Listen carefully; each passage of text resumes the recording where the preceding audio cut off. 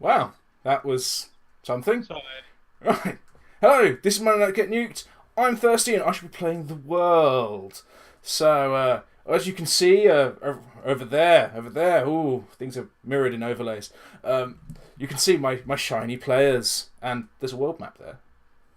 Yeah.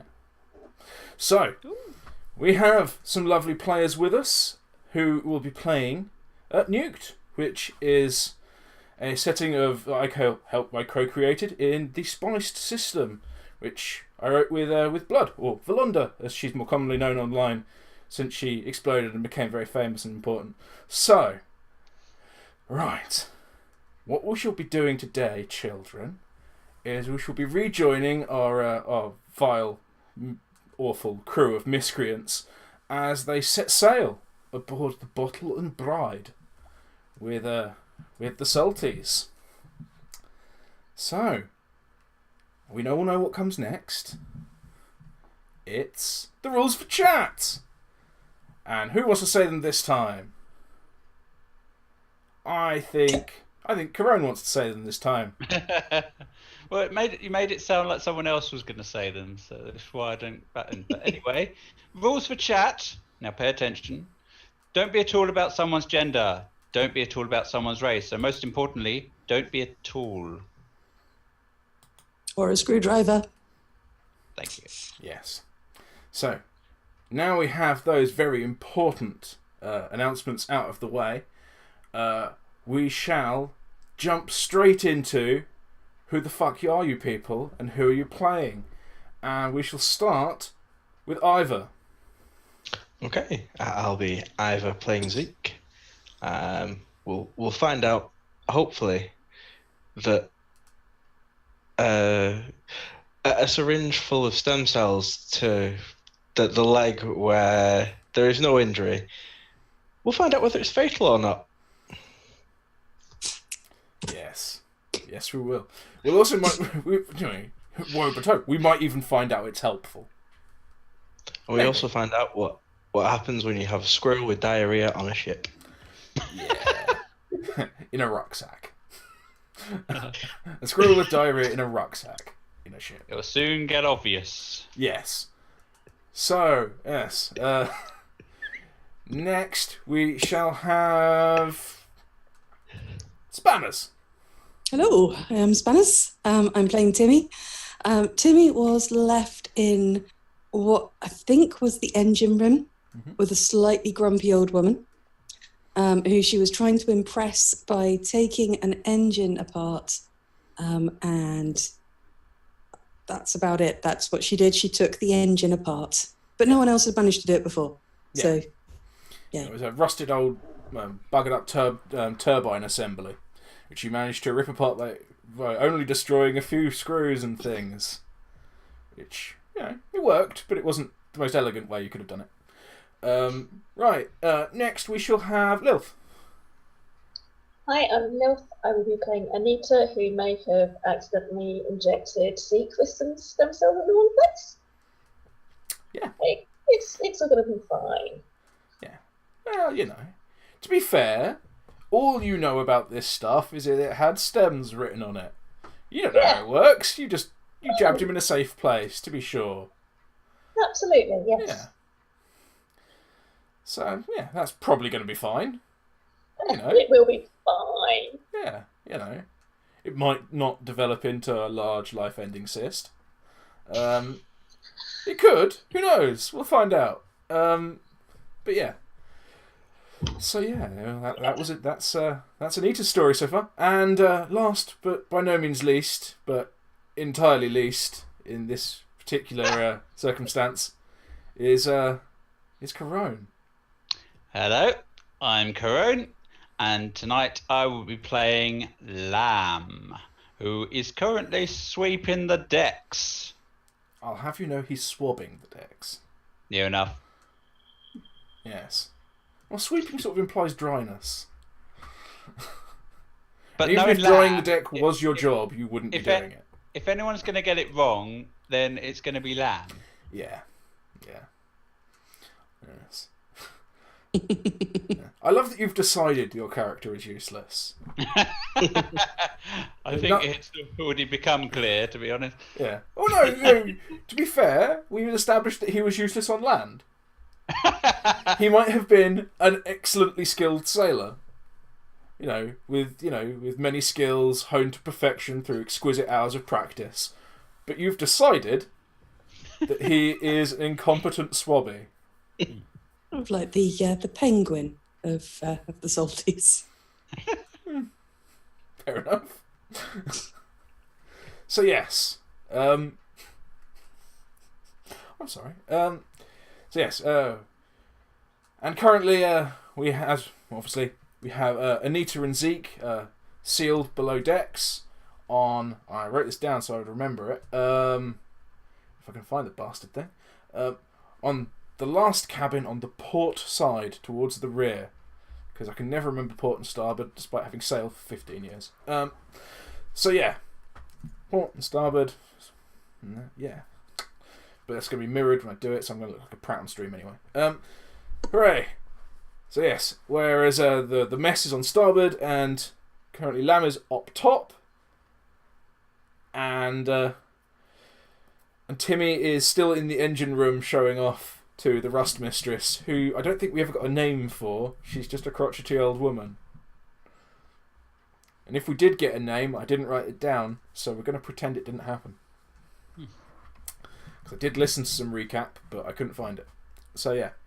Right, you're on the Bottle and Bride. You have been sailing out of Ooze Town into the welcoming arms of the British Channel. Yeah, there's a certain amount of sort of sizzling and frothing around the hull, but nothing to be concerned about. So, I think we shall have a nice little time skip, because let's face it, it could be very dull. We're role-playing through several days locked in a small cabin with a squirrel with diarrhea.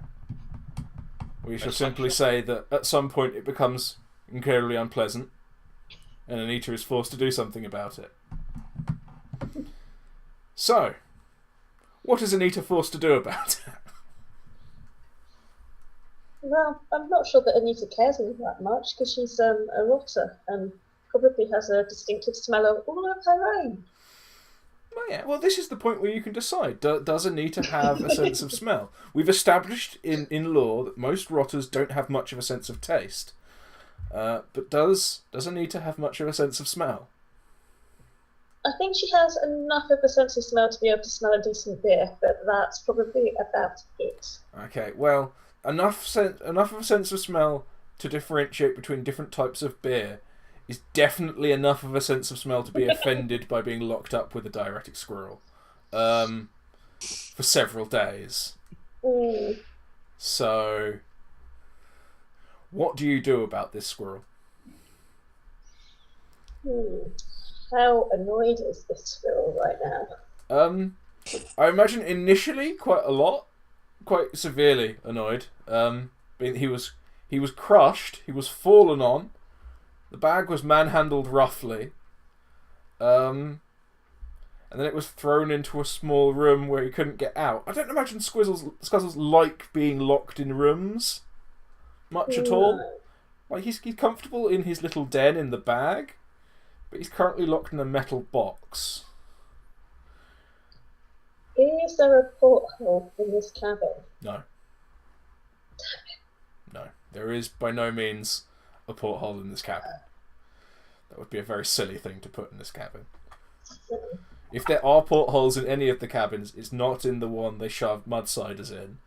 Well, yeah, that makes sense.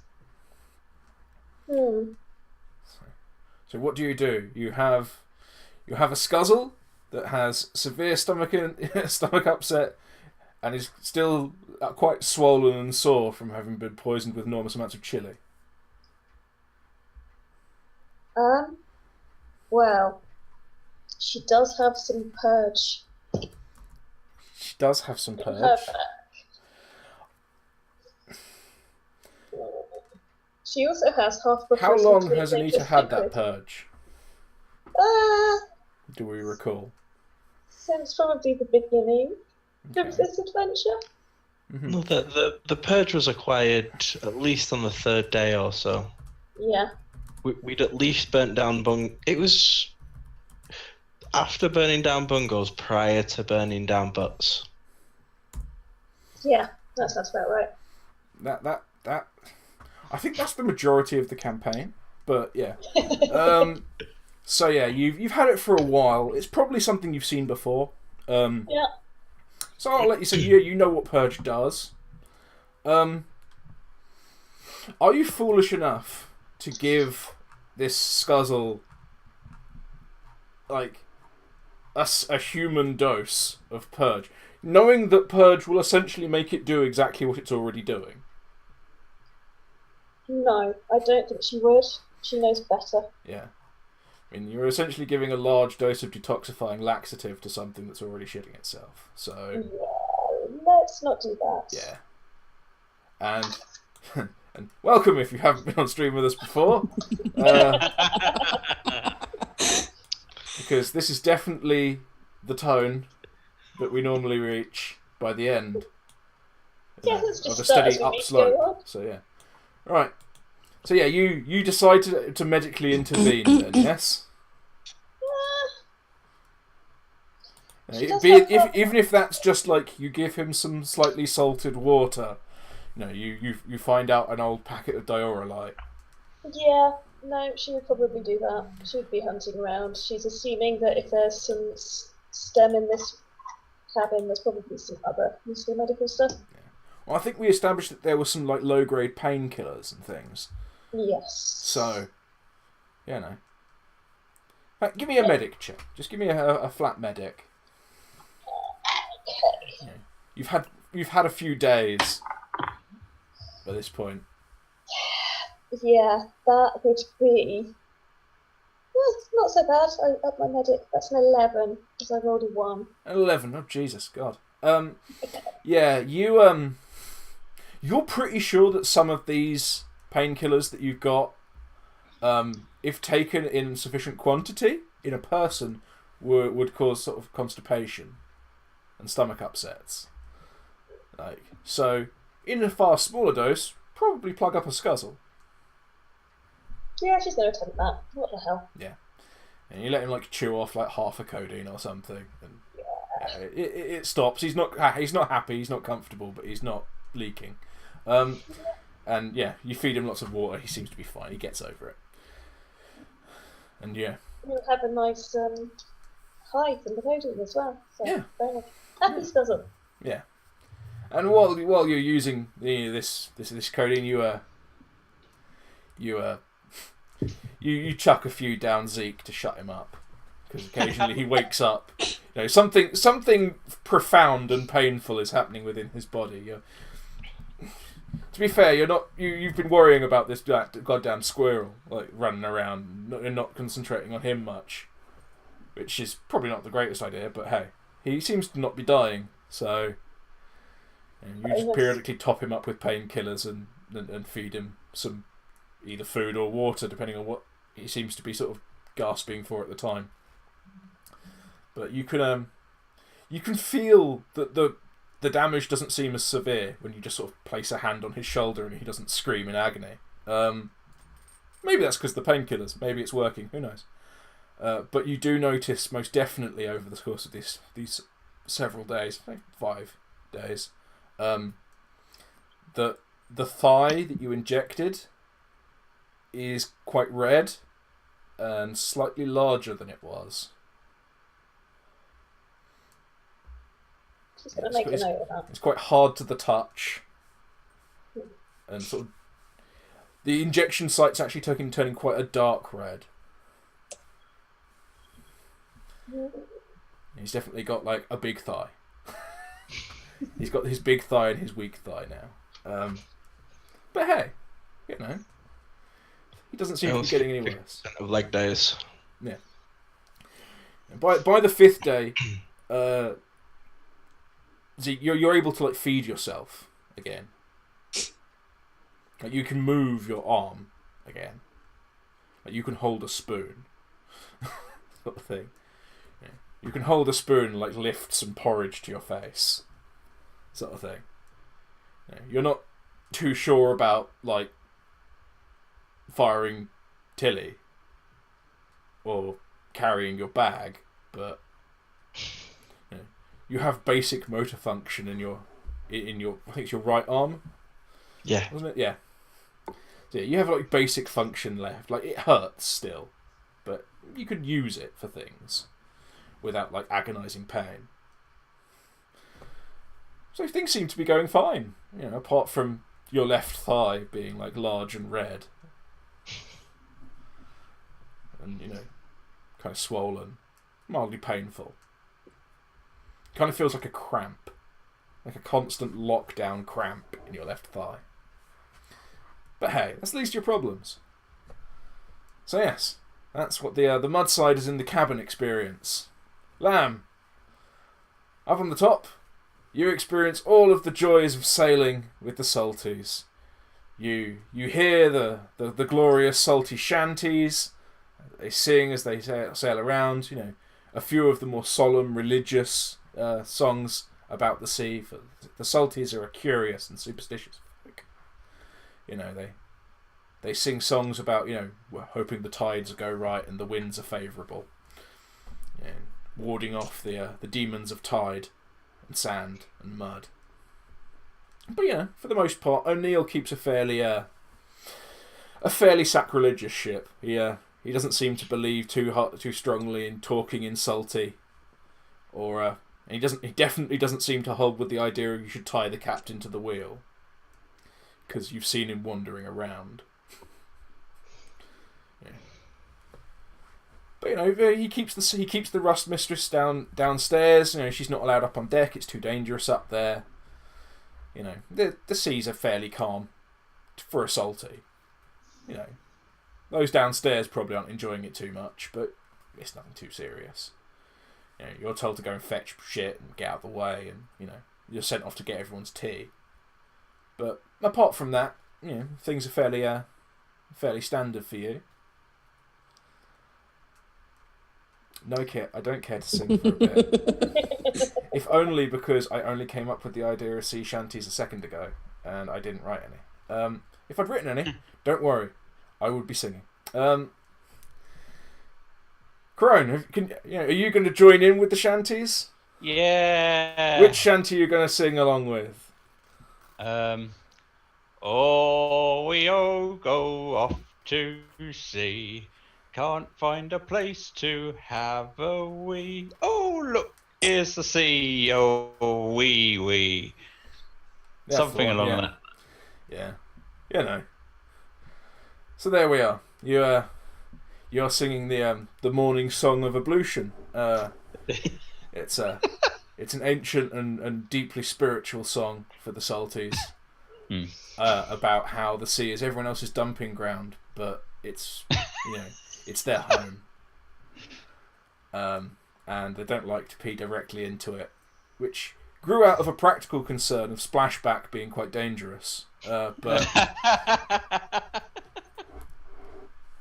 subsequently just sort of got incorporated into a rather odd religion for them. You while away the days with the other Salties. Like, most of them by sight. They know you by reputation. You're Lamb, the mud diver. Most of them just refer to you as mud diver. A lot of them are just superstitious enough to not want you to know their name.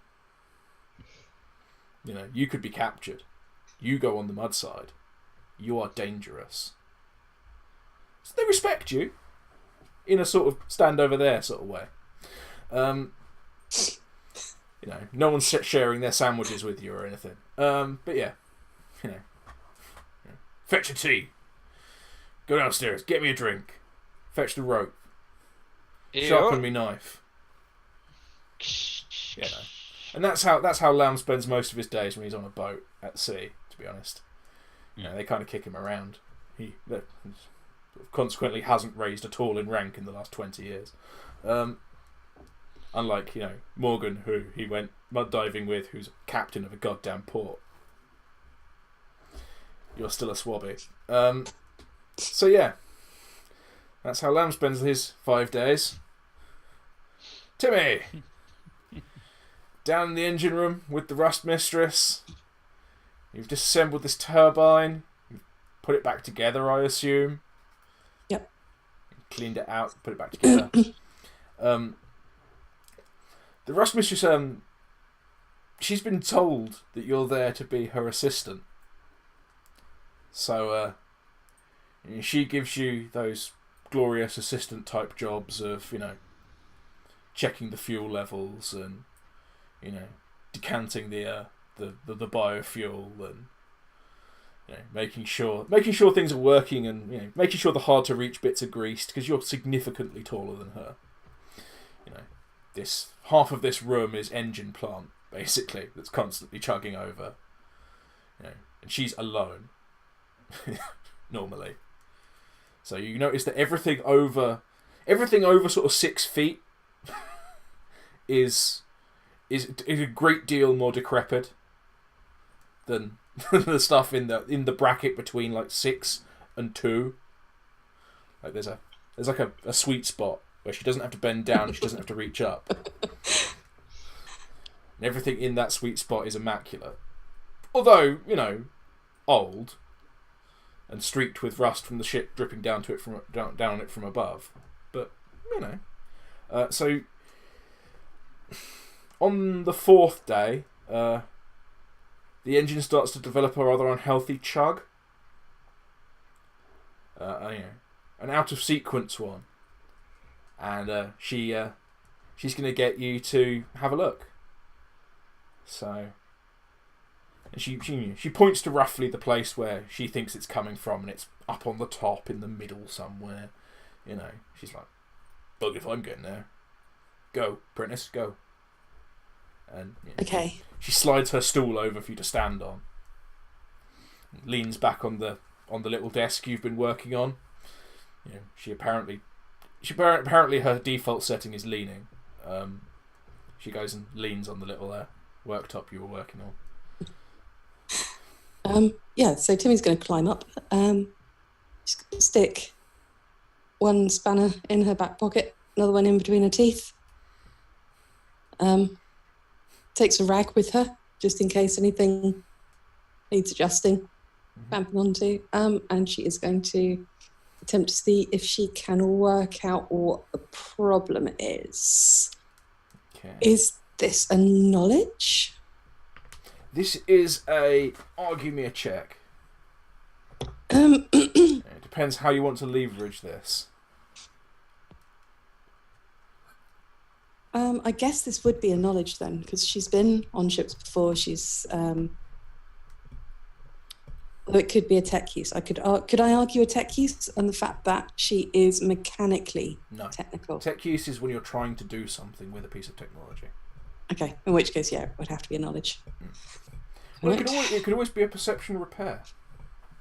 You could be looking for something that's broken. Or it could be a perception craft. You're looking for something that's missing. I think I'm going to stick with knowledge. Okay.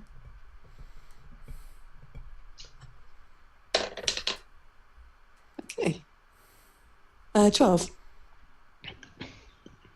A natural or No, okay. Not natural. Yeah, modded up, cool. Okay. Yeah, you look on over it and you see a pipe that doesn't seem to be joining to anything. Sort of a bit of rubber hose with one of those like metal restraints bits on it. It normally has like a wing nut or something attached to it. It seems to have come loose. You can't see from where you are exactly where it connects, but you're fairly sure it should connect to something. Okay. It doesn't look like it's just an air intake. Can I get up any higher to have a closer look at it? It would require climbing onto the engine.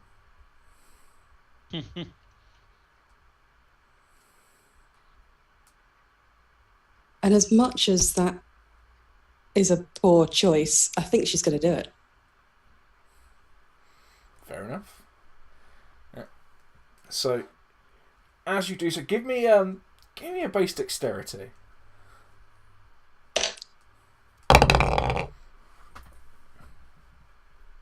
It's a non-natural 11. Okay. Yeah, you climb one up. Yeah, it's going to be. That was the amusing contested elemental grapple. You were going to grapple with an element of the scenery, but yeah, you managed to overcome the spinning, juddering pieces of engine, and yeah, you put your foot on something that seems to be fairly stable.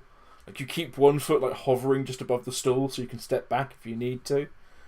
And you manage to reach up and like you grab after a quick like exploratory tap, you manage to find a cold pipe on the roof. And you grab it and pull yourself up. At this point, you can see. You're pretty sure there are a few sort of things that might be openings for this pipe. And as you said, this pipe it glugs out like this big glob of oil, like oily filth, and at the same time as this happens, you see one of the little apertures over sort of a foot or so away, like open very briefly. You're like, fair enough. That's doing something that needs. Like, you're pretty sure. Like, further examination, like there's an unrusted spot around the ring of this aperture, where there's been a seal. Like you're pretty sure that's it. But now you can't reach the first bit.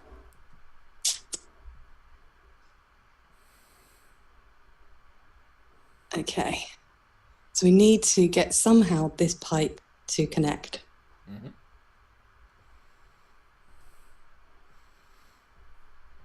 How far away is the pipe from where I am? How out of reach? It's probably only a foot or so away. Like it's it's one of those things of if you could reach over any further, it's just there. Like you could probably, if you really stretch over, if you just lay on the fucking engine at this point, you can probably like brush it with your fingertips. Okay. So what she's going to do is she's going to keep hold of top of the engine. Just kind of lay on the side. And instead of like reaching for it with her hand, she's going to take the spanner that's in her teeth and try and hook underneath it.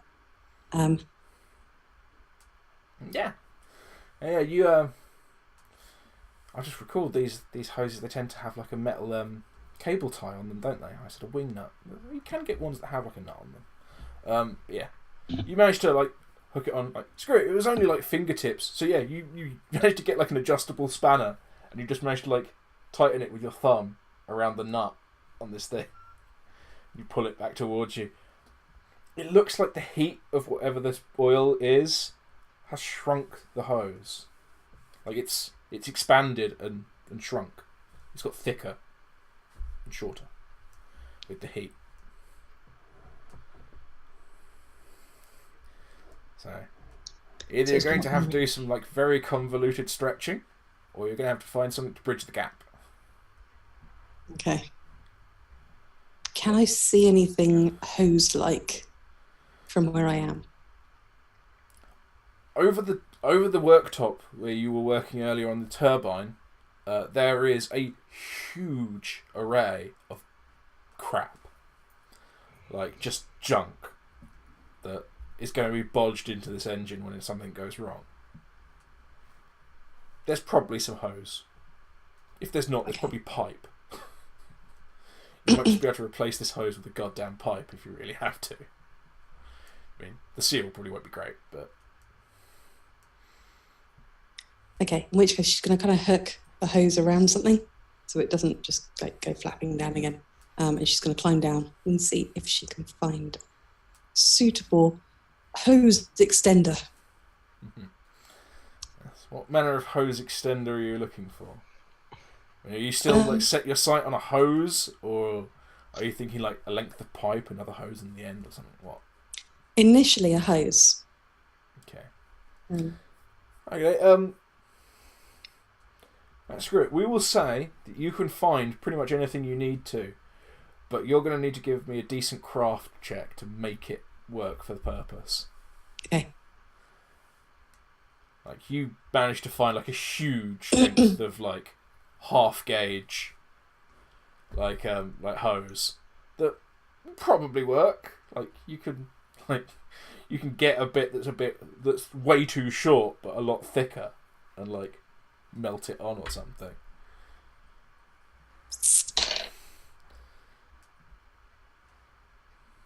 13. 13. Yeah, you do exactly that. You get a stretch of like heavily insulated like garden hose, basically, like that sort of thickness. So the pressure will be a hell of a lot higher. But probably it might work. You never know. You plumb it onto like a piece. You manage to like melt it onto an old piece of plastic piping. Because it's long and flexible. It will cover the distance more than cover the distance. But there's nothing to fit it onto the other side. And you manage to ram this like little like neck piece of metal plastic into the metal aperture on top of the engine and melt it on. Like, it seems to be working. Like, you're doing this with like a blowtorch or something. Like, it melts on. And the chug sort of, you hear the glug, and you see the oil going through this like relatively clear pipe. And things seem to be working. The chug calms down a bit. The engine sort of seems to be returning to its normal sound. It sounds a little hoarse. Clearly your patch job has worked, but it's not as good as new. And Rasmus just goes, fair, and leaves the room. You hear her like taking a glass down and pouring herself a drink in the galley. She comes back. It's just like, solding. Nice. Takes her stool back, sits down. Which, from her, you have come to realise is enormous praise. She hasn't said anything this nice to you in 4 days. Since you did that turbine, and she went like, it's alright. Like, this is the nicest thing she said. Everything else has just been like, shoddy. Work harder. Took you a while. She's that stern grandmother you never wanted. So yeah, you all overcome the relative, all your relative difficulties in travel, and O'Neill comes to each of you on the 6th day.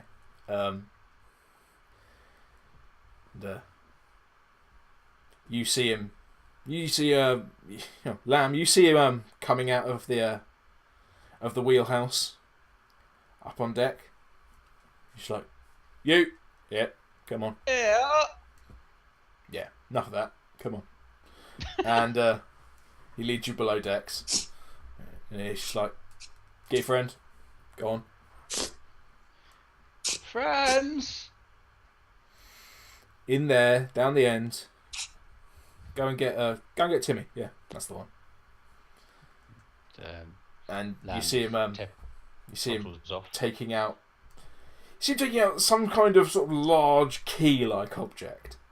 It's somewhere between like a key and an industrial tool. And he releases the catch on the wheel lock of the cabin that you two mudsiders are in. And the first thing you see, apart from the Salties have been coming and like handing you food, but that's about it. Like, no good comes of you being seen on top on deck, and they wouldn't feel right about it. But open the door and she's like, "Nearly there. Come on. Better get some proper food in you. You need to know how to act." He pulls you across the hall into the galley. Yeah, definitely funny. Excellent. Zeke, you are capable of moving under your own steam at this point. Yeah, unmute yourself. Yeah. Push to talk. Zeke will follow along, sort of testing his slowly healing arm as he goes in the newfound space. Yeah, you find that you can move your arm sort of up and down quite easily, but like side to side is less than fantastic. It's awful. You could say it's hellish would be another descriptor. So yeah, the your shoulder seems to be doing all right. The fact that your clavicle's broken isn't helping. But yeah, you're all things told. It's only been 5 days, and you can move your arm again. So hey, nice. Let's get us some of them stems again. But yeah, you all sort of get pulled together and pushed into the galley, and they take down some mismatched cups. They're sort of some old enamel cups and like some old enamel cups and like some earthware bullshit. And there's one that just seems to be made of like pressed dried kelp, sort of almost tanned like leather. And he pours you something that smells almost. To Timi, it just smells like the engine room. It's sort of it's a liquid slightly darker brown than that.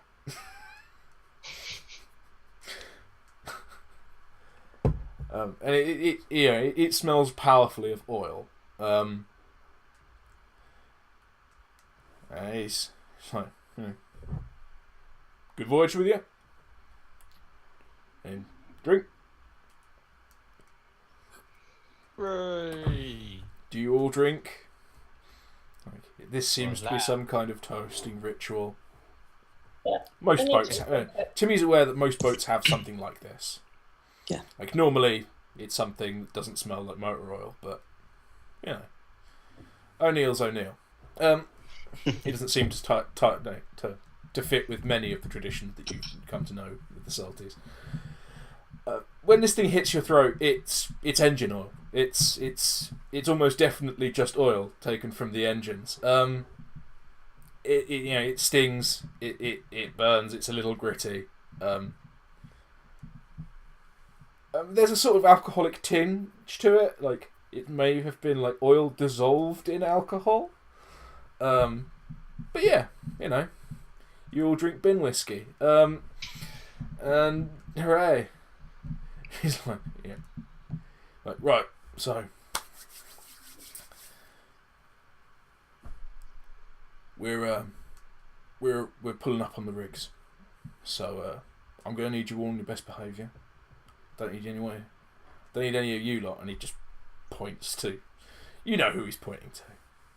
You can rely on me. Maybe. Yeah. Maybe. Yeah. So anyway, you two, just don't talk. If you can help it. Please, thank you, hello, goodbye. Some of these lot out here.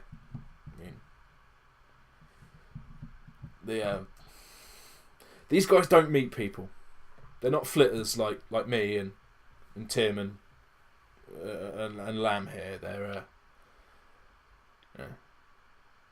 these are Doishi, and they're different. They don't go anywhere. They stay out here and they farm. And they make stuff. That's all they do. They're good at holding on to things that we need, but they're not the most enlightened when it comes to outsiders. They don't even like it that I go here. Because I was, as you can probably tell from my voice, I was born on the land. Yeah, I know, it's hard to imagine. But yeah, I was born in the land, I speak salty, but I do it with a shitty accent. So yeah. Just watch what you're saying. Don't piss them off. And for fuck's sake, don't steal anything. They are very, very touchy about people stealing things. Think we can manage that, Captain. Good. Well, we should be able to do what Morgan wants and get back soonish then. And so, come on, we'll take you up top. And, finishes his drink. And sort of nods that you should all do the same. And up you go. And as you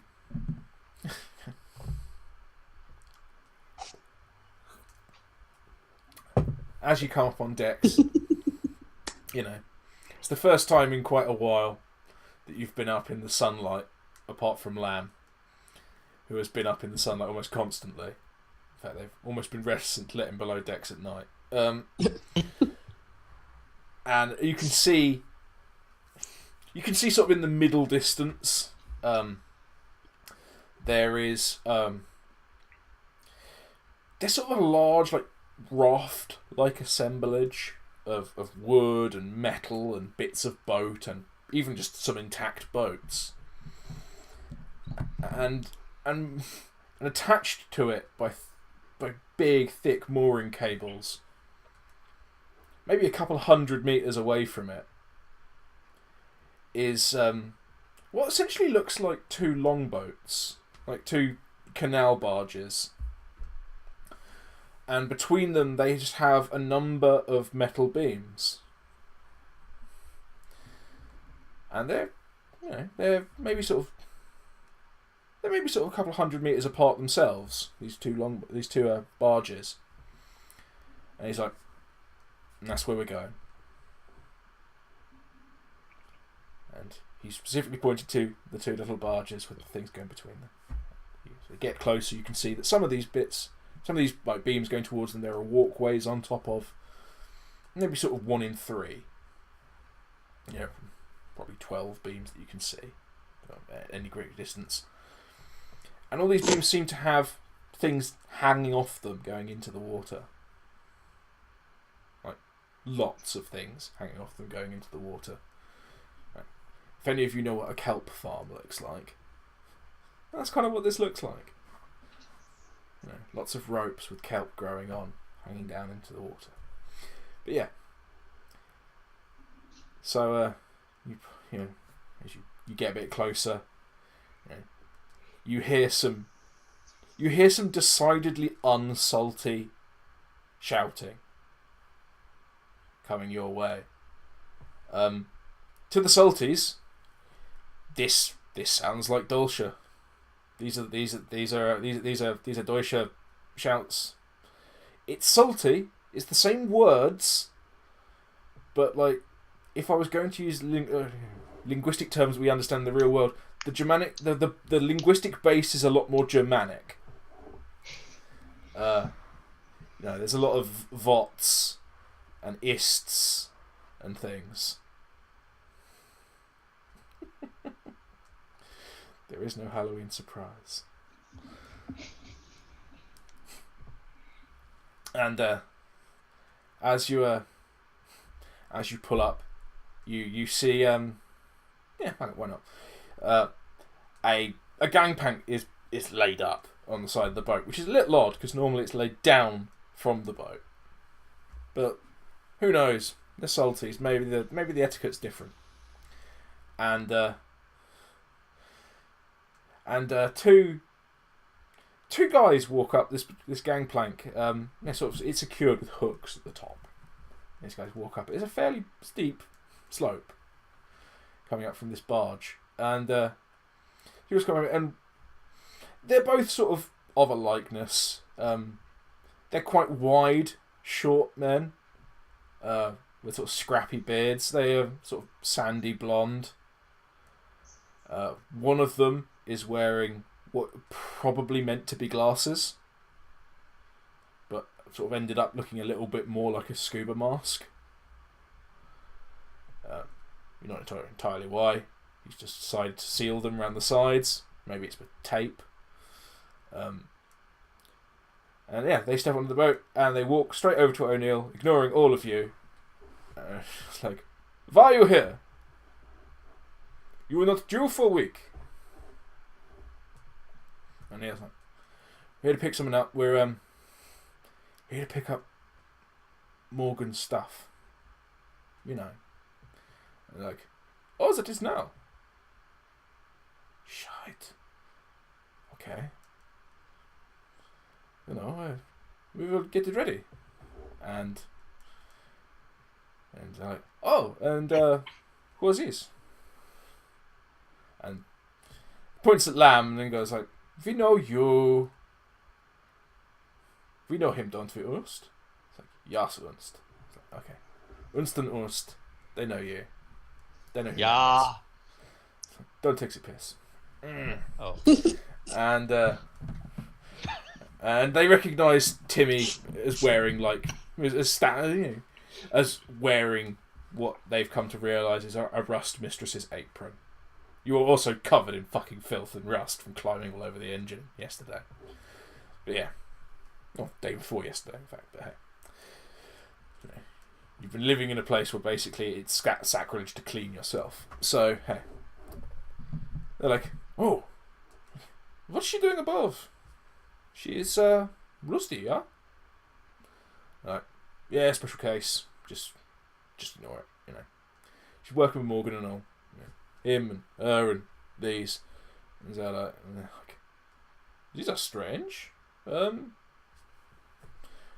they come over and the one without glasses offers his hand to Anita. And says, I am Ernst. How are you? And just holds her hand out and shakes the hand. She doesn't say anything. But nods. And smiles. Oh, that is quite a smile. That is what people look like when they have less skin. Okay. And the other, the one with glasses, I think it is now, or was it without? I can't recall. Comes over and offers a hand to Zeke. He offers his right hand to Zeke, and says, "Hello, sir. I am Ernst." As he's on his way over, Zeke is going to cast a glance over towards O'Neill, sort of hoping for some direction. O'Neill, in the age-old tradition of "don't fuck this up for me," sort of grits his teeth and nods like. Zeke will, with a great deal of sort of gritted teeth, raise his right hand and sort of give the firmest handshake he can muster, which at this point isn't particularly much, because assuming the grip strength is still an issue, and we'll go in the most neutral tone he can manage, like accent neutral. Go, Zeke, nice to meet you. Oh, this one has manners.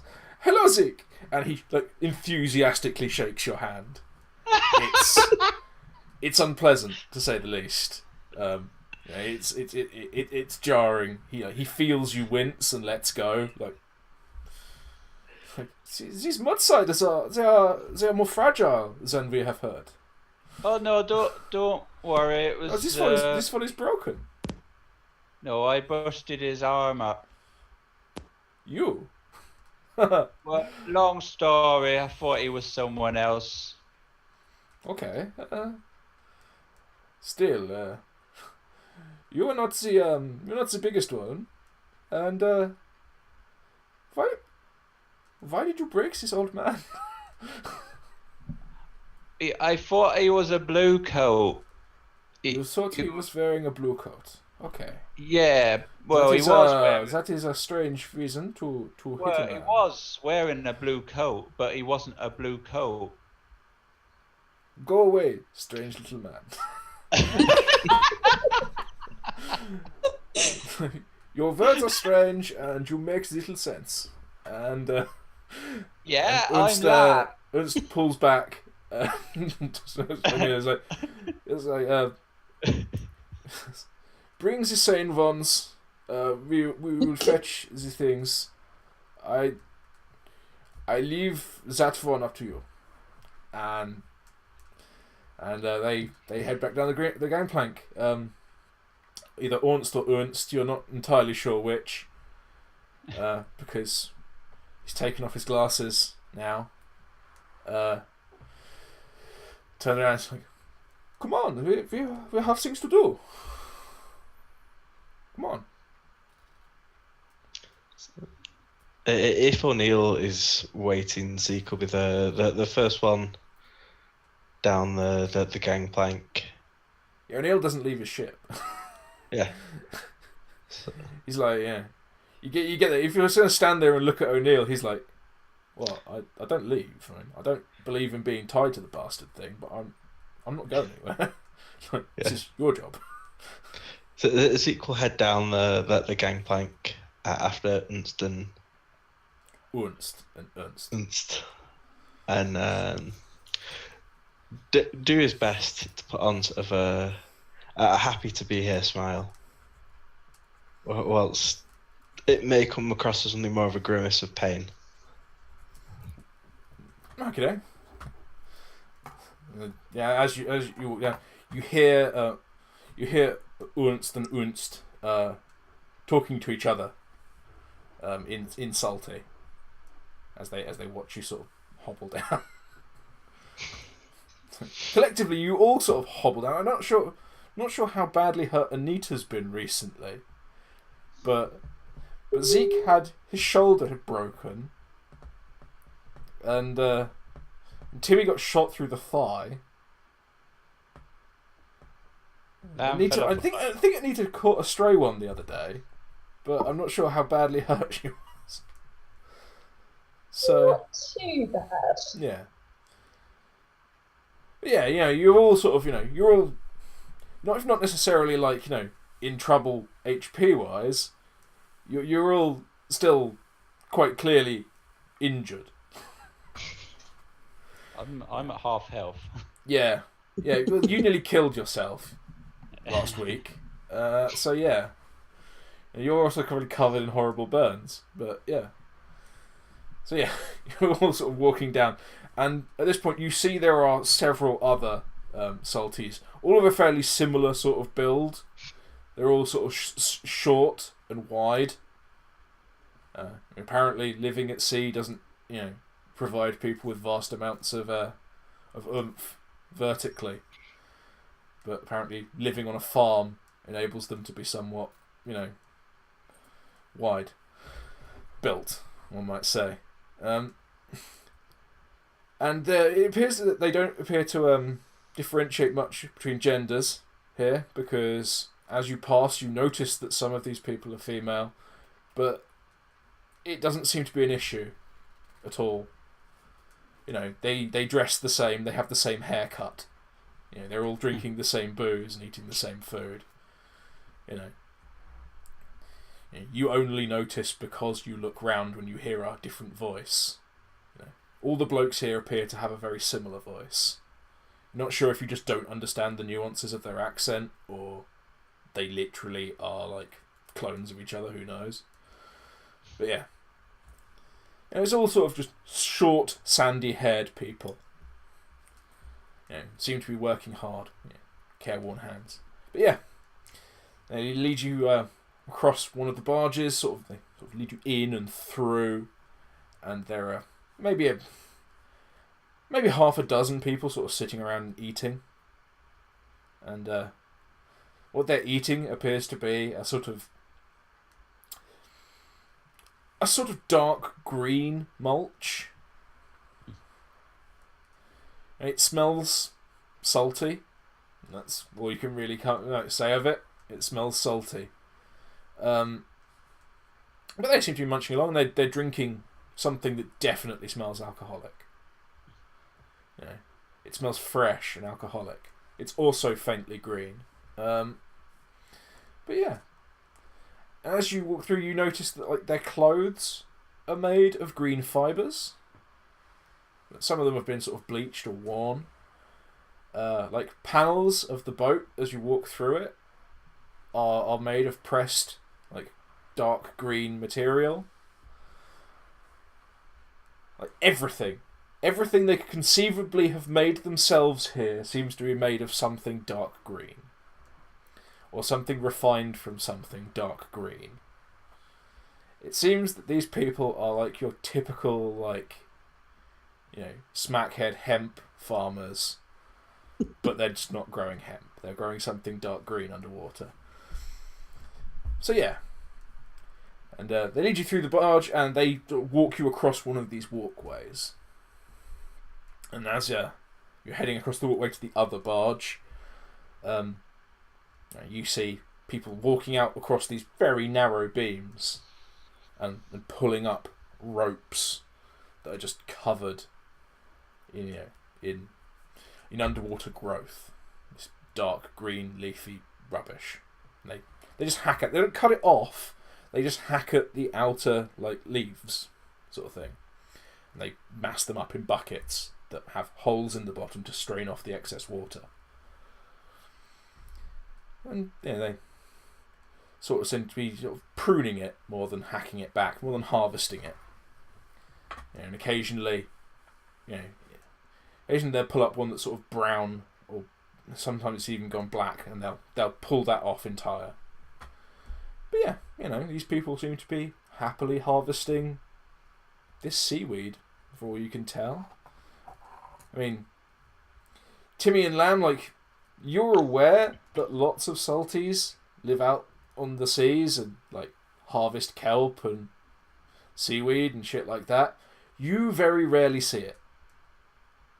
This is not something you normally see. This is something that someone else does in another clan, and they trade it with you. You're out doing the glamorous shit, and trading. These are the guys who stay at home and farm. And as you come to the second barge and you get led down into the hull, you are surrounded by machinery. This appears to not be the dicking around eating bullcrap that the other one was. This is all kinds of machinery, and some of the machines are quite hot, and some of them seem to just be gurgling. It's like large vessels of things, some boiling stuff. Some seems to be grinding things down. There's even one machine that is spooling out a sort of coarse thread. And Ernst and Ünst, they lead you through this factory barge, if you will, past sort of 3 or 4 other people. The people on this barge seem to be predominantly women, for no particular reason that you can deduce. And lead you to the other end, and there's one considerably older woman. Her hair is no longer sandy, it's predominantly grey. She's actually slightly taller than the others as well. And the first thing you notice is that she's not wearing all green. She's actually got a very bright, pre-desolation, like fisherman's raincoat on. All shiny bright, like a little yellow rubber ducky. And she turns around and she says, in tones that are easily understandable to all of you, "What the bloody hell are you doing here? You're not... Hey, Who are you people?"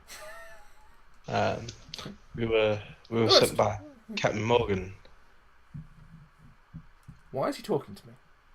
Ernst, why is this mud cider talking to me?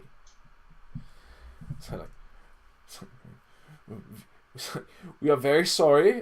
We were told that they were briefed, that they knew not to talk directly to you.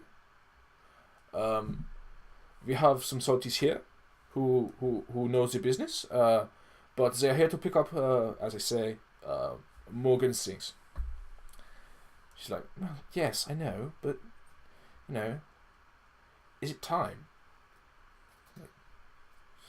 At which point, Ernst, who clearly seems to be the less intelligent of the pair, is like, well, clearly it is time. They are here.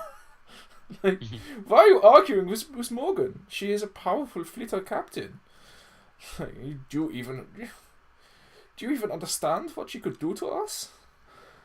Like, I know what she could do to us. My God, what do you think I am, an idiot?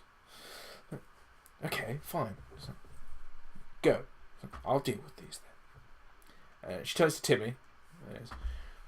Clearly, you seem to be in charge. So, what? You're here to collect Morgan's package, yeah? Yes, we had a few issues mudside, and she has asked us to complete let's call it a favour. Time for the big push, yes? Indeed. Yes. Oh, well, we've been planning this for some time. So, I imagine you're going to need everything we can give, yes? Absolutely. We require as much as we can carry. Oh, I think you'll find there's a fair deal more than that. I'm sure your young gentleman, and she indicates at Ernst, maybe willing to help us. As you can see, we have use of a ship.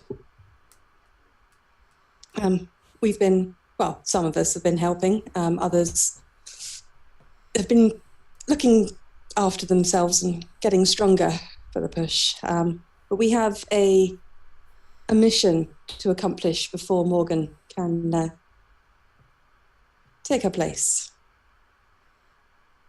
Yeah. Well, naturally, you have a mission. You've been sent here. Yes, sir. Obviously, we'll take some time to get all the necessaries together. So, in the meantime, we have a certain little task for you. Anything we can do to help?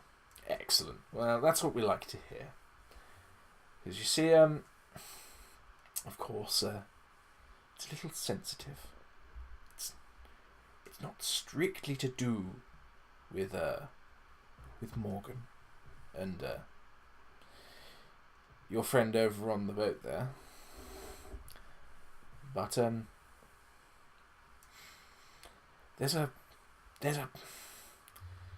unfortunately, there's a group of Salties that aren't really aren't holding up their end of the deal.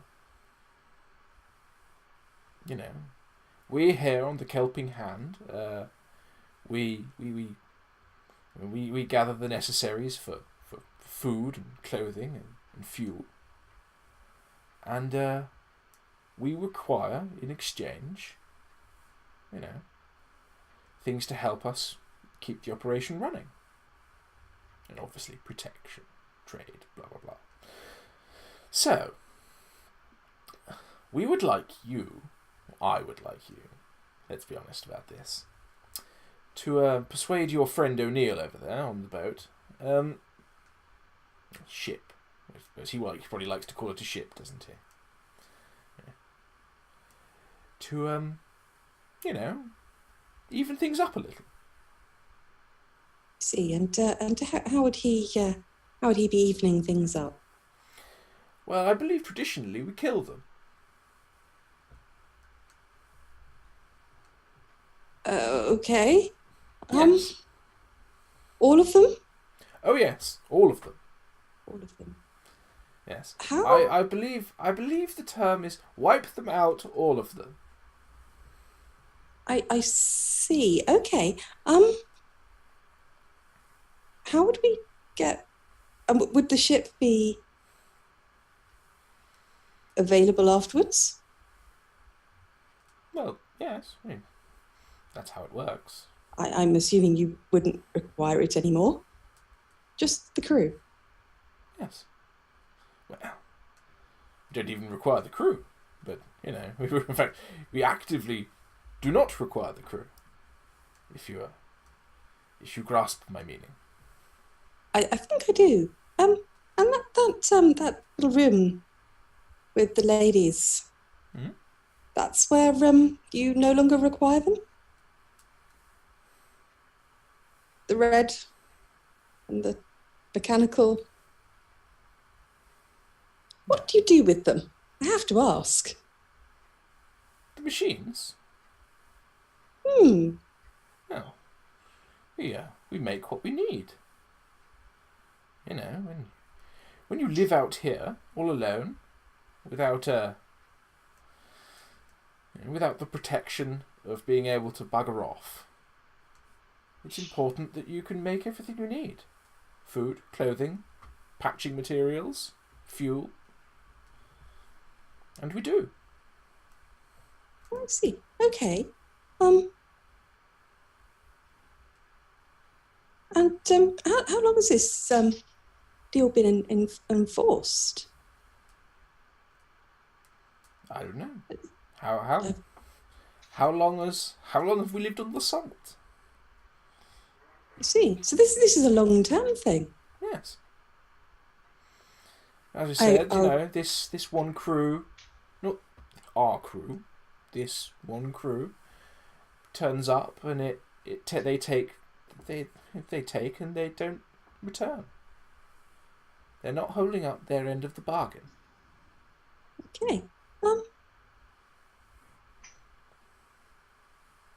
Well, if it's tradition, I'm sure they'll abide. Let us we'll do some diplomacy on your behalf.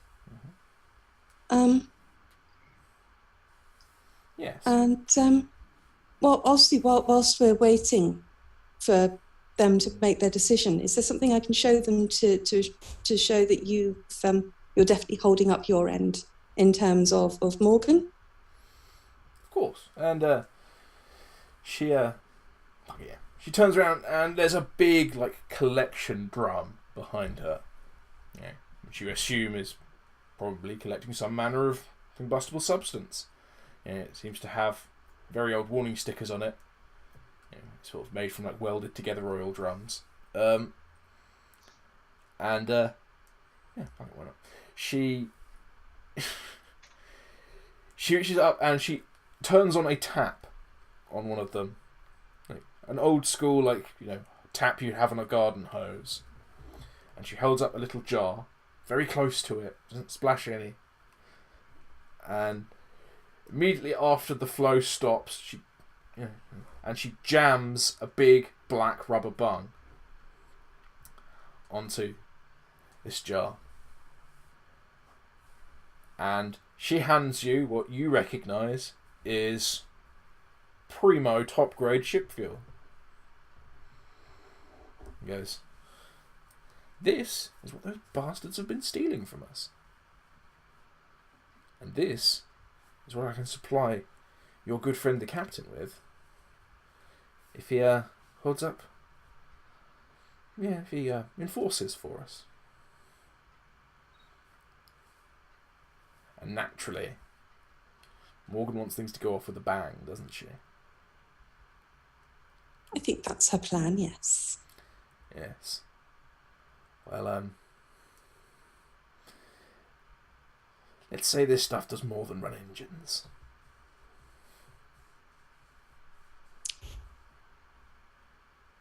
Message received. In fact, I think you were there the first time we tested it. I think I know who you are. You're Timi, aren't you? I am. Perfect.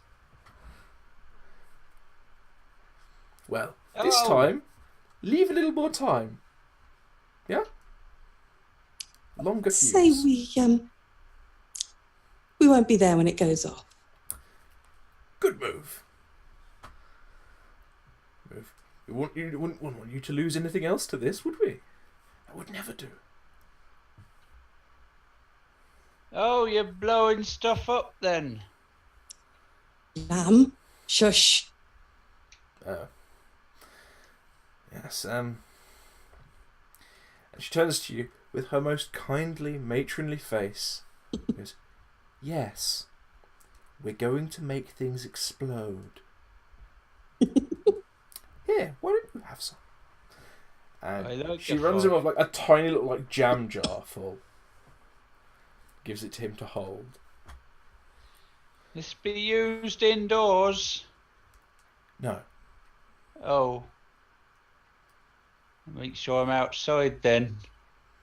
That would be a great plan. He's just gonna stand there holding it. So it's like a most important thing in the world. Yes. Excellent. You may go. She turns to the three of you who she hasn't summarily dismissed. And she goes, yes, you're probably going to want to talk to Anna before you leave. She'll get you some protection. Yeah. Can't have you dying on the way. Right then. Could you point us in her direction? Yes, sir. She's the short one over there by the spooling machine. I'm sorry, they're all short. Which one? The one by the spooling machine, dear. Over there. Right you are. And Timi shoots everyone a look and heads over. Cheerio, dearies. Sure. Oh, bloody hell. What are we dealing with mudsiders for? Jesus Christ. I feel she's been putting on a soft grandmotherly voice at that point, purely for your benefit. It's like, oh, God. Jeez, she goes back to cut glass English.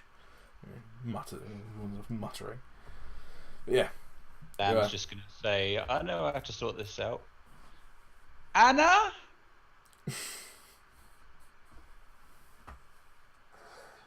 Kerone, have you just done this again? For those of you who don't know, this is Kerone's customary way of dealing with finding someone in a crowded place. Yeah. Rather than, say, using any manner of skill to investigate or perceive, his character simply normally stands on something and shouts the name of the person they're looking for. To which I normally have to hastily improvise with someone shouting like, I know that bastard! Or something. But at this point, you've just shouted a name in a loud factory with lots of chugging machines. So there's no answer. Oh. It failed. It did. It fell on its ass. Oh. Yes. You stand in a busy refining factory and shout a woman's name. No. To be fair, you've already been told which one it is and where she is. But yes. As you walk back into sort of the main factory space, like you clearly see one of the machines is kicking out a coarse thread, and you see a woman who is ever so very slightly shorter than all the others in this room, just gathering up this thread on spools and placing it on a workbench next to what's presumably some manner of tools for weaving. A loom, that's the one, that's the word. Hey. Yeah. And there are sort of bolts of cloth further down the room. It looks like she processes a batch and goes all through all the steps herself. But yeah, that's what she's doing. So Zeke will look at Timi and go, the last one wasn't so fond of me. Maybe he was the expert here when I handle this one as well. Right you are. And Timi heads on over. Okay. Right there. I'm all right. How are you? You are. So, your captain sent us over here. Or You to toot us up here. Okay. The foreman sent her over. Okay. Okay. That is fine. So you are here for Morgan, yeah? Aye. Okay. Yeah. We have some of this, and she sort of steps past the loom and past the bolts of unworked cloth, and goes to like some like tall like sets of drawers, and there's a cupboard next to it, and she opens one of the drawers and she pulls out some bits and she like dumps them into a little bag that's also made of the similar cloth. A slightly darker, denser one, a bit coarser. And she opens up the cupboard and she looks at each of you ever so very quickly, sort of ever so slightly, just well, maybe a slightly larger into, yeah. And she grabs a thing, and she just chucks it straight into the bag. You don't even get a chance to really look at what she's doing. She's like, and this one, oh, she's very small. And chucks another one in. Yeah. Oh, this one has a bad arm, yeah? Aye. He's a bit soft, that one. Ah, okay. We can accommodate that. And so you'll need a little bigger. And she grabs something, chucks it in, and she's like, and you, and in that way that shopkeepers do when they're trying to sell you something and they don't have exactly your size, and they can tell that they don't have exactly your size. They're like, well, you are not so. She turns to Timi, who's like easily a foot taller than her. It's like, you're not so very different in size and the hips, and yeah, we can do this. And she grabs one thing from one end of this cupboard and another from the other. It's like, that should work. And tuffs it into the bag. And she just hands it back to you. It's like, this should go all together. Like it should work. Yeah. Right. How does this protect against, booming? It's a good stuff. It's stuff. Right. We'll see. It'll keep us alive, right? Yeah. I mean, if we are alive, and we use this. You see. What's it made of?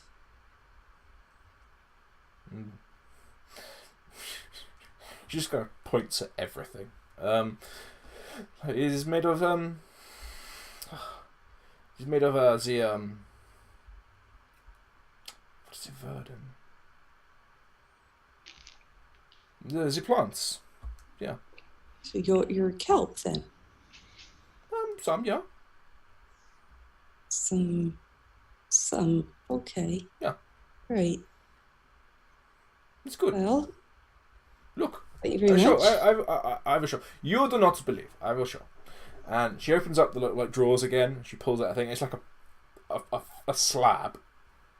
It's like the thickness of a man's thumb. It's sort of size of like a decent sheet of paper. And she's like, I will show. And she takes it and she stands it at the other end of the room. Like the foreman's down that end. She goes all the way to that end, and it's open to the air at this end. She stands up the little plate against the rim of the boat, basically, like the rail. She goes, I will show. And from nowhere, she just pulls a fucking gun. She's like, oh shit! Fucking boat, why have you got a gun? She's like, I will show. And she pulls out a very chunky looking revolver. It's you're not entirely sure the revolving chamber will actually turn. It's quite heavily corroded. She goes, I will show. And she cocks back the hammer with both hands. Like, just like pulls like a classic dueling stance. She clearly doesn't shoot a lot. She likes to think she looks good. And there's this like ear-splitting thunder. Like, even for you, Timi, it's loud and uncomfortable. And everyone else in the bar, like, fucking, what are you doing? Shit. And she calmly like puts the gun back inside her overall and goes and picks up this plate. and it's bent. It's snapped sort of halfway across, but there, sitting on the surface of this slab of like hardened kelp material, is the bullet. And she's like, "See, it's good. It's very strong." Hey. Yeah. At that point, Timi kind of hugs the bag towards her a little bit. Yeah. Yeah, and let me tell you, it is a real bastard to make this. It takes a very long time. So, you know, don't waste it. Thanks very much. You know, I mean, we can churn out the clothes, but the plates and they take some time. They take some time. Right then, we best be getting back to that ship. Yeah. And talking to the captain. Ah, good. It's nice to meet you. What is the name? I am Anna. You are. I'm Timi. This here is Lamb. Hey-o. Oh. This smaller one, she's Anita. And Zeke. Zeke's our smaller one with the arm. Oh. And she, after a few moments of like clear reluctance, like goes to like offers a hand to Anita. Anita will shake her hand. Excellent. And yeah, having takes her hand back, sort of inspects it to make sure she still has the right number of fingers, and offers a hand to Zeke. So I recall now. And she rather than shaking hand, she goes up and she actually fetches you a sling, like a bolt of fabric to make into a sling. Like, yeah, I'm sorry, I forgot. I was going to do this. And she straps you up properly and properly supports it again. And she offers you her left hand.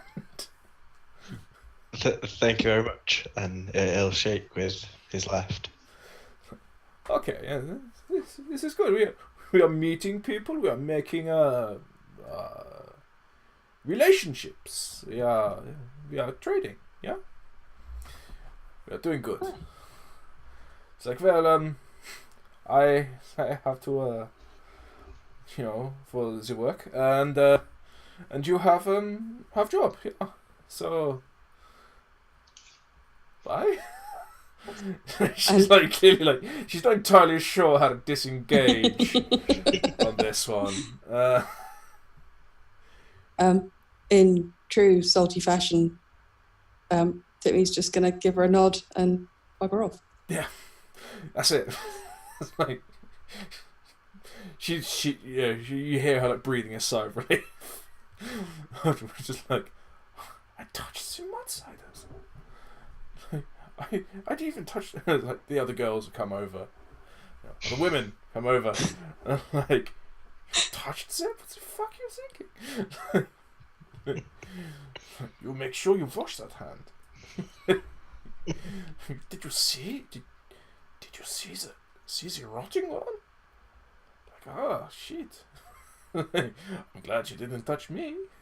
Like, don't be such an idiot. Yeah. They seem to be having a little, like, they're kind of all complimenting on how brave she is. She touched 2 mudsiders. She had a conversation with one of them, nearly. Oof. They're just not counting Timi as a mudsider at this point. Just not at all. We've never really dealt with like Timi's original origins, but as far as they're concerned, they're immaterial. So yeah, you've been given this protective material. You haven't opened the bag yet, so you're not entirely sure what form it takes, but yeah. You have been sent off back to O'Neill. As we board the ship, Timi is going to take everyone aside, and did you hear what the old one was saying? about what she wants us to do with the crew. I know of another crew that went missing. Is this starting to sound suspicious? Sounds like Salties to me. Mad, a lot of them. You just remember where you are. At this point, Zeke looks at the people sort of going to and fro on these beams, and assuming there's a miasma that comes off the engines that are sort of fueling, that are running the machinery. Oh yeah. And sort of go, I know where I am. Yeah, the smell coming off the engines it's not exactly the diesely stink that was in the boat. It's a little closer to like someone burning like a large amount of vegetable matter. Like wet vegetable matter. But you can tell these are probably the machines that refine it into the diesel that you're aware of. So yeah, this place kind of smells like burning cabbage. But hey. But compared to some of the places you've been on land, this place smells great.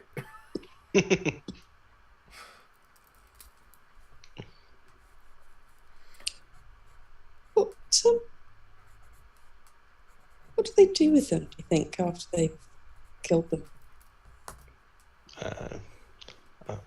I'm going to assume that there's a lot of sea and plenty of space in it. This is what happens when vegans go weird. No comment. Who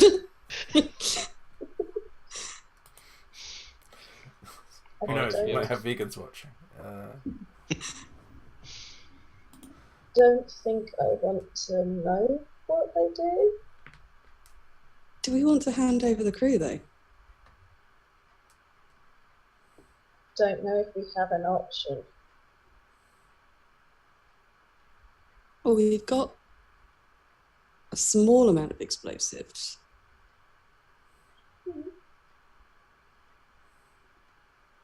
Do we really want a whole crew of salties on our conscience? No, not really. Well, let's see if we can be diplomatic.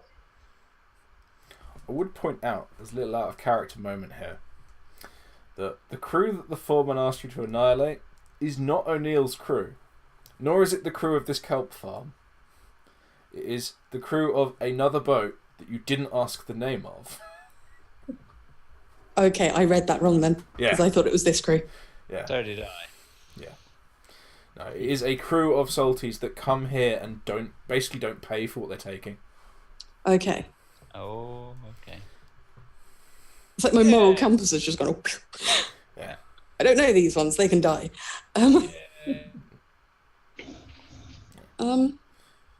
But all of these people would probably be dealing with that crew, so you could ask anyone, in theory, if they'll talk to you. Okay. So what do we do? Do we talk to O'Neill? Maybe we should find out who it is from that Ernst fella. He seems to know what's what about here. They do seem to have a strange connection to everyone. So, yeah, I think you might be right. Okay. Isn't anywhere nearby? Can we see him? Ünst and Ernst are almost indistinguishable from most of the other men you've seen here. I mean, if you got close, you could probably tell the difference. But, yeah, you're not sure if these people are like a single family who all look very similar, or like if that's just the style here, like everyone has the same goddamn haircut, and they're closely enough related that the facial features are similar. Zeke will look to Lamb and go, there's a lad. You can make yourself useful by going to find Ernst or Ernst, and make sure you give him a close look so you know who's who, aye? Lamb's just going to walk around and try and find them. Excellent.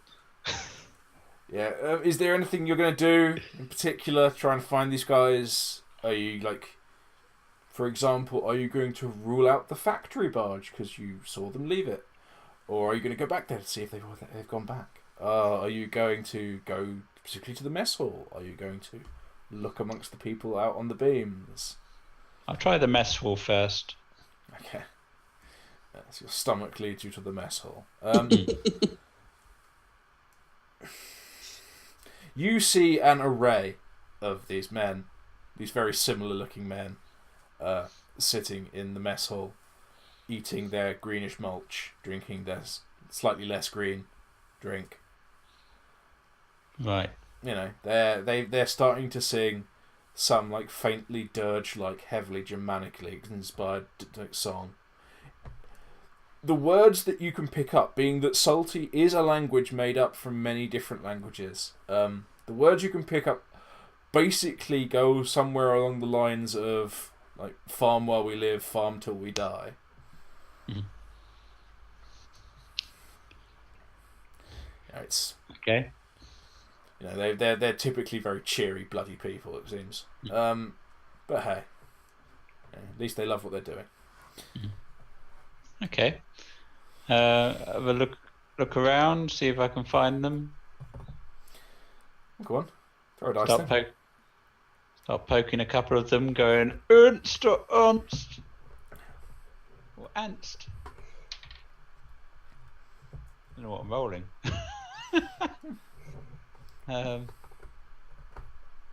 Perception, I suppose. Straight perception. Yep. Which would be a total of 12. Total of 12. Yeah. As you're poking around, and accosting these poor people, and I mean, to be fair, this is kind of like an isolationist nation. And a stranger from another land has just walked up to them and shouted loudly into their face the name of one of their friends.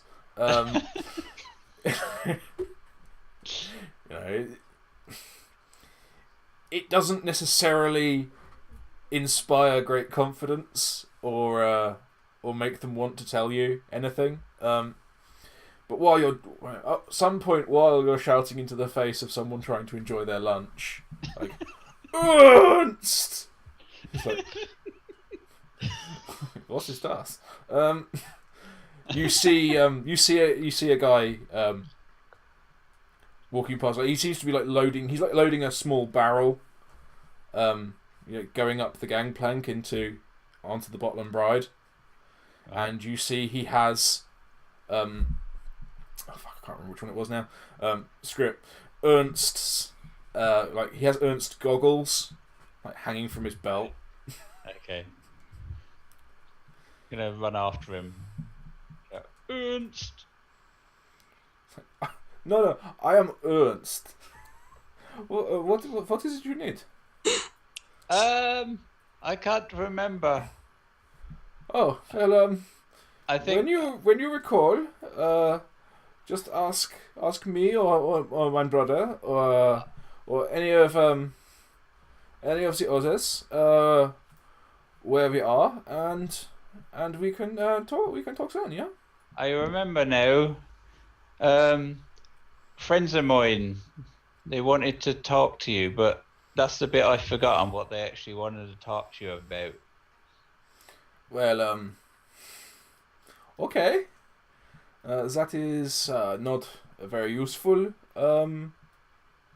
way to be doing things, but shall we go and find them together, yeah? I will put down this. Hey, Ernst, can you come here? I need you to take this up there. And and Ernst comes and he takes the barrel and heads back up. And he seems to be going backwards and forwards with these barrels, presumably of fuel. But yeah, he comes with you. You have an Ernst. Hooray! Walk and look quite proud with myself. And yeah, you look like a Jack Russell that's bringing in a rat.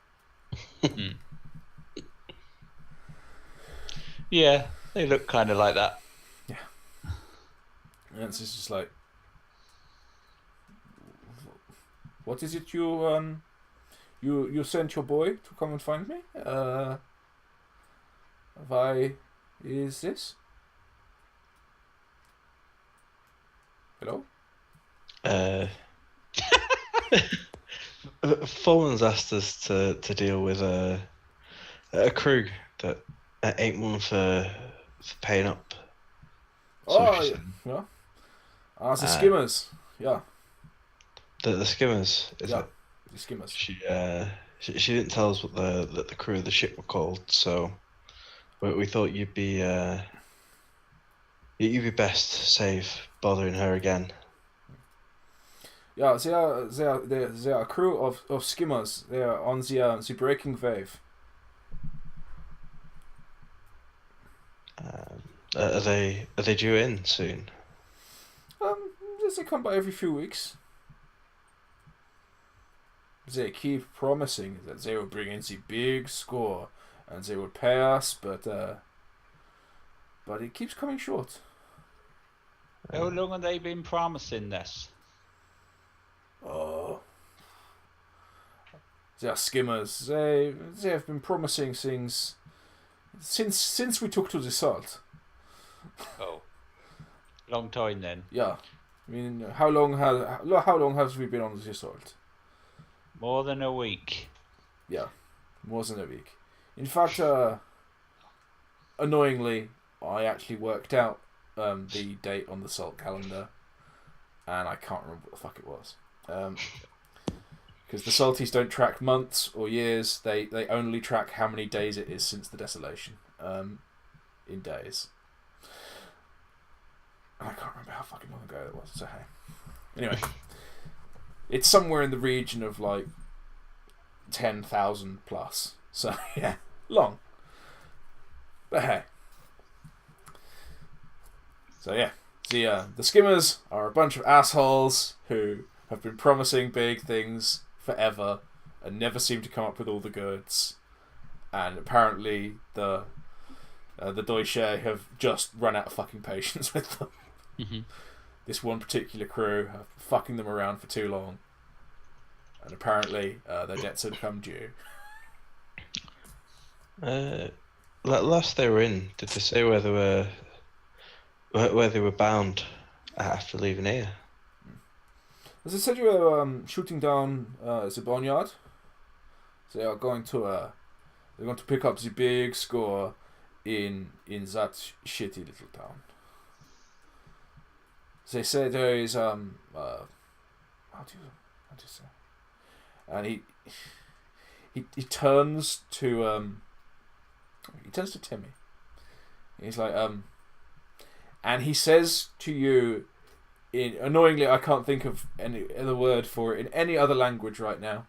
He says hospital. He's trying to find clarification for the word hospital in English. Is he attempting to be German? Not getting the accent. The Deutsche, they're sort of an amalgamation of German and Dutch sailors, mainly, so with a few Dutch Scandinavians. or German, would it be Krankenhaus? Krankenhaus? Krankenhaus. Krankenhaus. Krankenwagen is, ambulance. Krankenhaus. Yeah. So, for this one, well. Yes. He could do with them. I think he has one for very. Saying. For saying. For saying. Basically, he's trying to intimate he doesn't know the word in English for hospital. Right. He can't say to Zeke hospital because he doesn't know the word for it. Let me translate. Zeke, you need fixing, yeah? Yeah. Medics, hospital, doctor, someone. Sorry, Anita. Yes, they are going to take the score from the medics fixers hospital in the boneyard.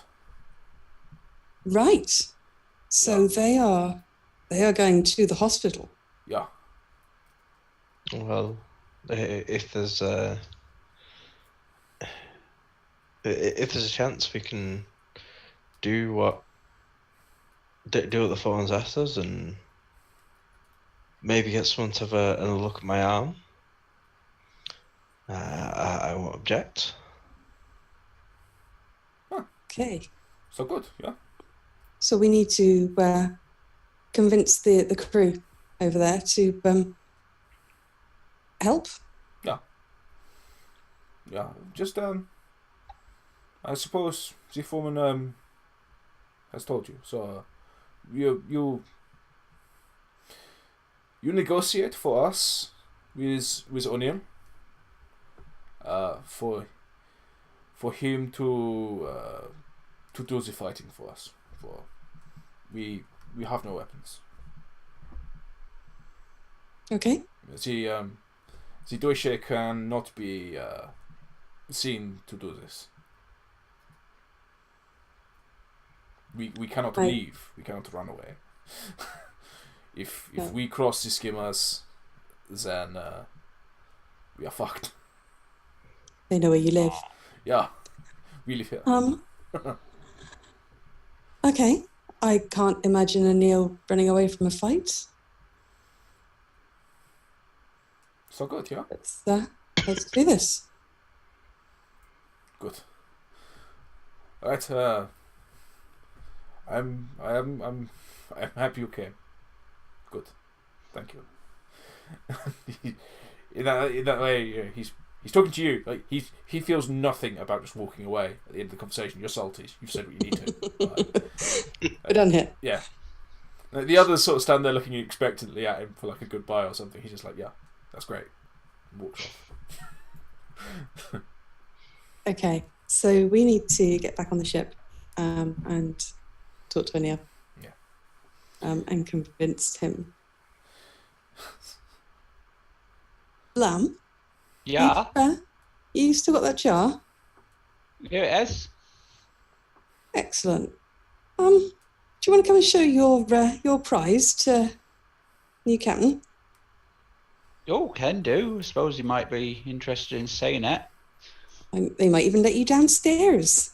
No, downstairs. I'll just toddle off. Dreaming of downstairs, he toddles off. I think we head hopefully in the direction of O'Neill's ship. Agreed? Mm-hmm. Okay. He turns a little bit so that he's going that way. Okay.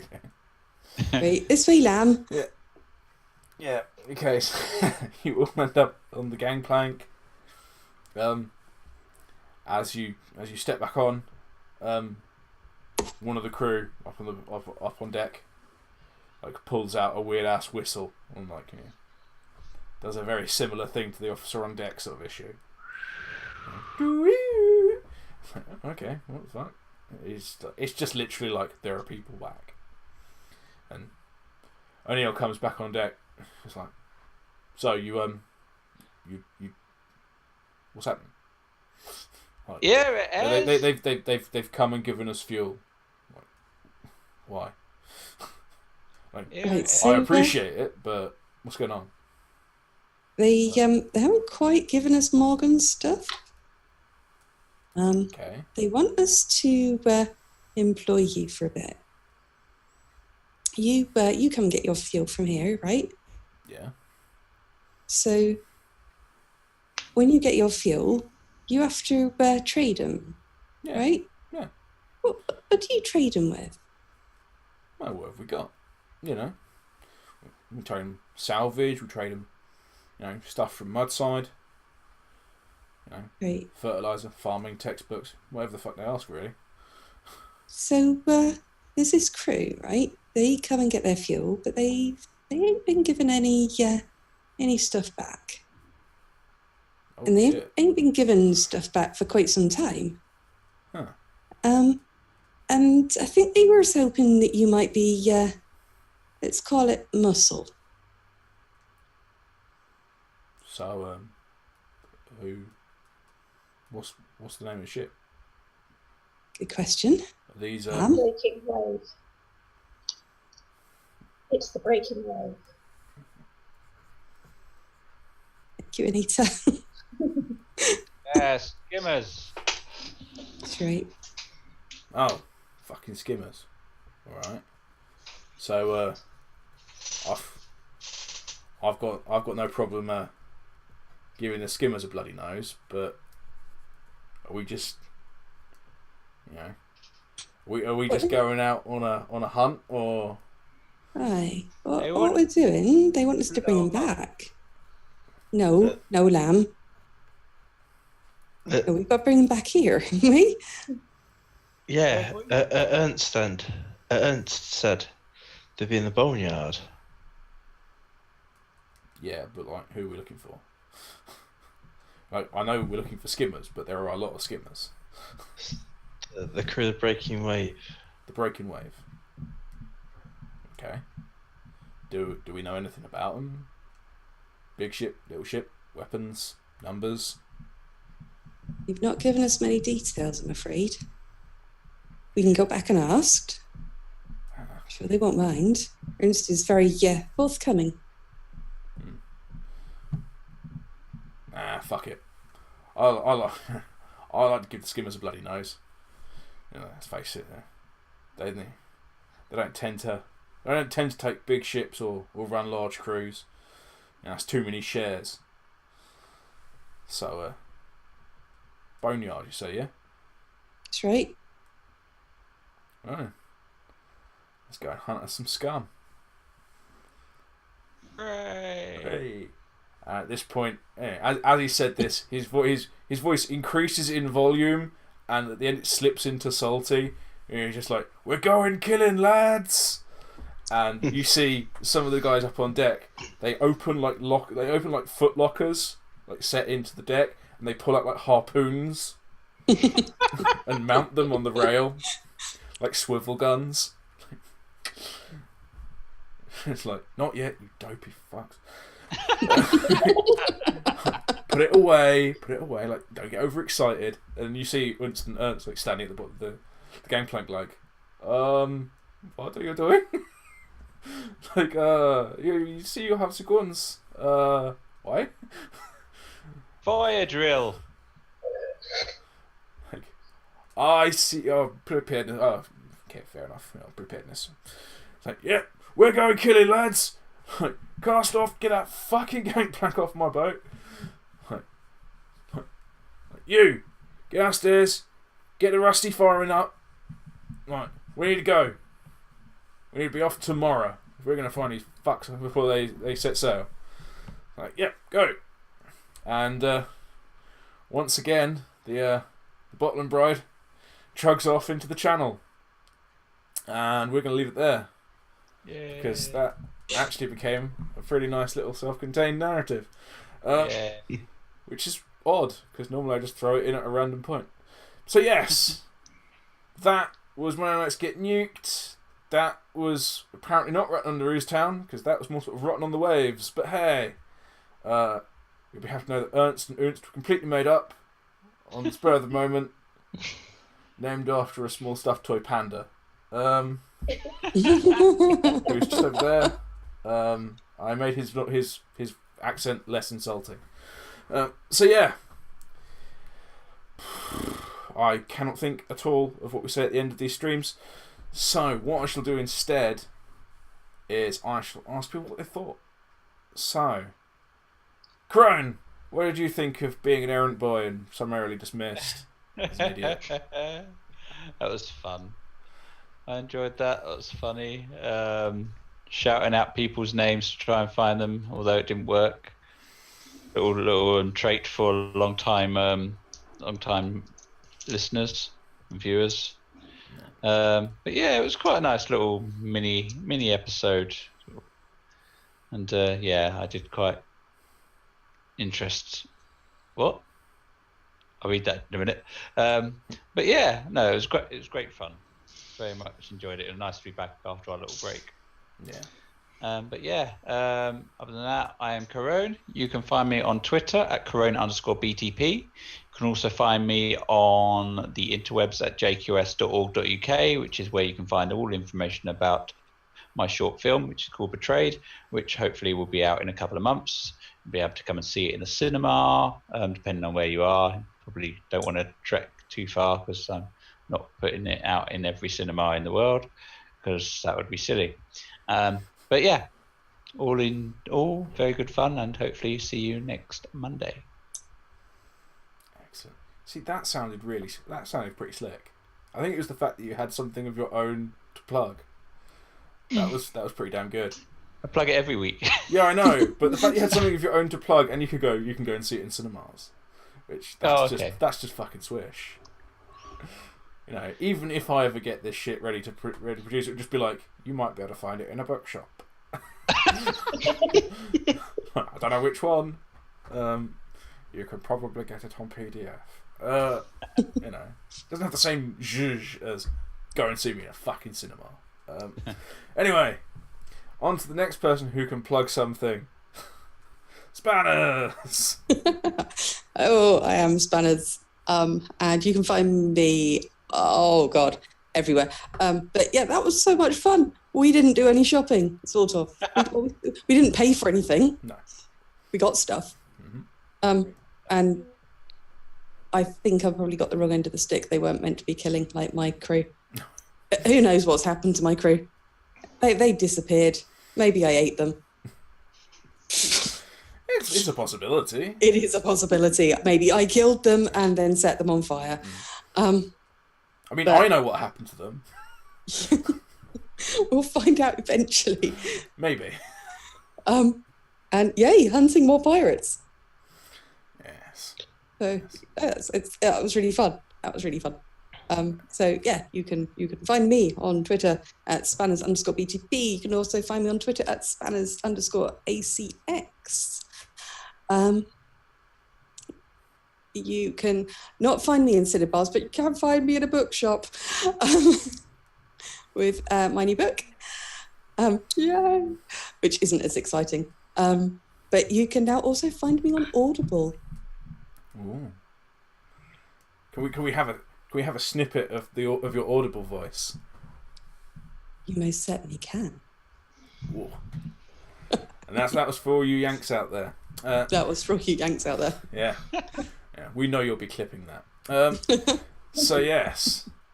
And because we so very often neglect this next person and leave them till last, Eivor. That was good fun. Zeke's glad to have use of both his arms to a degree at least, and hopefully we can find an in air quotes trained medical doctor to. I'm sorry, did I give something away? To reset this broken collarbone, and hopefully fix him up a bit better. Potentially deal with that worrying cyst in your left leg as well. Mm-hmm. But aside from that, you can find me on Twitter at Eivor_DNAVC, and otherwise in the nebulous north, plotting malicious acts. That never sounds bad. Well, it always sounds terrible, but it never sounds like. Everyone's sign off is so much slicker than mine. Lilth. Get good. I'm Lilth. I've been playing Anita tonight, who is looking forward to possibly being able to restock some drugs at this medical centre. She heard the magic words, medic, hospital. Great. Yes. Which is Well, looking you know. forward to that. Excellent. Yeah. Right. So now we are back to me. So, yeah. I am thirsty. I was the world and all of the strange kind of German, kind of Dutch people who inhabited it and that one plummy English woman. You can find me on Twitter at thirsty_BTP. You can find me on bloodthirstypuppets.co.uk with lots of more information about Spliced and Nuked and the setting, and there's even a fucking map, which I put there. You can find us on Twitch, which you are really already doing. You can find us on YouTube when I remember to do that. And thank you for doing either of those things when you watch those. So hey, I still can't remember what I normally say at the end of these things, so... Time at the bar? I never actually say that. But hey, I said it for you. Yeah. And you skipped my way, you can find me. Ooh! Oh, where can we find you? You can find me on Twitter at Lilth21. And you can find me on Saturdays on Kit Battlebeard's Twitch channel. Playing some D&D. Yay! Just don't ask me what time because time zones and end of Time zones and summer. Yeah, it's just chaos at the moment, so who knows? Yeah. Just evening time ish. Yes. Suffice to say, we'll do what we did last time. Just subscribe to Kit's channel. Yeah. Get notifications. That. Yeah, definitely. There we are. We're plugging someone else's channel. And I've been talking to Kit recently, and he seems like a cool guy. So you should definitely be awesome to him. So yeah, is that good enough, Kit? Have I earned my money? So yeah, time to bar, bitches. We are going to outro slide. So waving. Fucking hell. Oh, I must write myself an outro script. And an intro script. And possibly some notes about what's going to happen. And then you'll ignore the lot. Oh, God. Hospital in Dutch is Ziekenhuis. Yeah, but it is Krankenhaus in German. Yeah, Krankenhaus in German, but I didn't know what Dutch was. Yeah. But I just also, none of you ever asked what the place that this thing was moored to was called. And it's called Seestadt. Which is Sea Town in Dutch, apparently. Nice. But I just thought it was funny that it's Zeke that needs the hospital, and it's called Ziekenhuis in German. In Dutch. No, it's always good. Yes, you now have an excuse to embark on a pirate hunting adventure. Woo! Yay. Because pirates are not part of Halloween and do deserve to be hunted. So yeah. Does that make us ninjas? No. Or just privateers? No. Technically, it makes you. Kind of like a naval militia. But hey, I don't know what the word for that is. Pirates hunted other pirates. It just makes you sort of like closer to Ned Lowe. I suppose. And yeah, I can deal with that. Yeah. Sort of I don't know. More of a Charles Vane. Yeah. Yes. I think it all just boils down to vicious pricks at sea. So, you know. As I can find something to leap from and whack someone. Yes. Do it properly this time. do we have to have like an episode where we're getting O'Neill to install a crow's nest so you can leap from it? Yeah. Yes. God. But knowing Lamb, he'll probably miss and die the wrong way. He'll probably miss and die or hit the railing and get sliced in half. But yes. So yeah, as we always say, thank you for playing, guys. You're welcome. Deadstream. Yay.